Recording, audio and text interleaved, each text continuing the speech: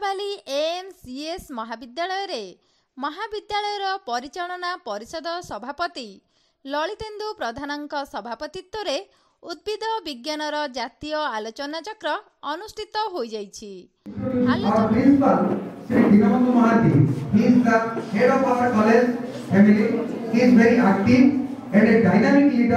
to lead a degree college like MCS College, Tikavali.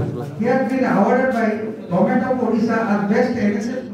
आलोचनार शीर्षक दक्षिण ओडिशार जैव विविधता परिवेश सुरक्षार आह्वान को नहीं आलोचना होइथिबा बेले महाविद्यालयर अध्यक्ष दीनबंधु महांती अतिथि को स्वागत करथिले।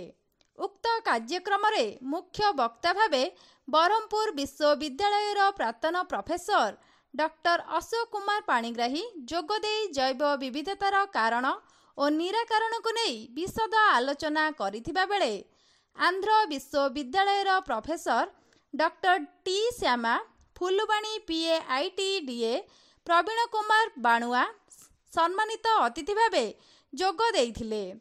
सेमिनार संयोजक अध्यापक संतोष कुमार रथ अतिथि परिचय और कार्यक्रमर आभिमुख्य उपरे आलोचना करथिले। प्राक्तन अध्यक्ष डॉक्टर पूर्णचंद्र त्रिपाठी डॉक्टर अशोक कुमार षडंगी डॉक्टर दिलीप कुमार महापात्र को उपढौकन और मानपत्र देई संबोधित करा जाइथिला।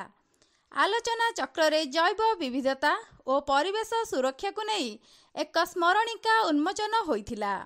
एही कार्यक्रम रे प्रबंध पाठक भावे आस्का कॉलेज रो डॉक्टर शंकर प्रसाद अधिकारी डॉक्टर प्रदीप कुमार षडंगी डॉक्टर पीतवास पाल बीडीपुर कॉलेज रो कपिलेन्द्र महाकुड़ झिलीप्रभा पृष्टि बौद्ध पंचायत कॉलेज रो डॉक्टर प्रवीर कुमार दास और कंधमालर अध्यापक विरूपाक्ष मिश्र स्नातकोत्तर छात्री ज्योतिर्मयी मिश्र प्रबंध पाठ करथिले।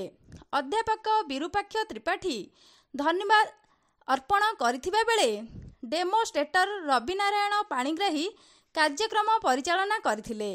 महाविद्यालयर समस्त अध्यापका अध्यापिका और कर्मचारी सहयोग करथिले।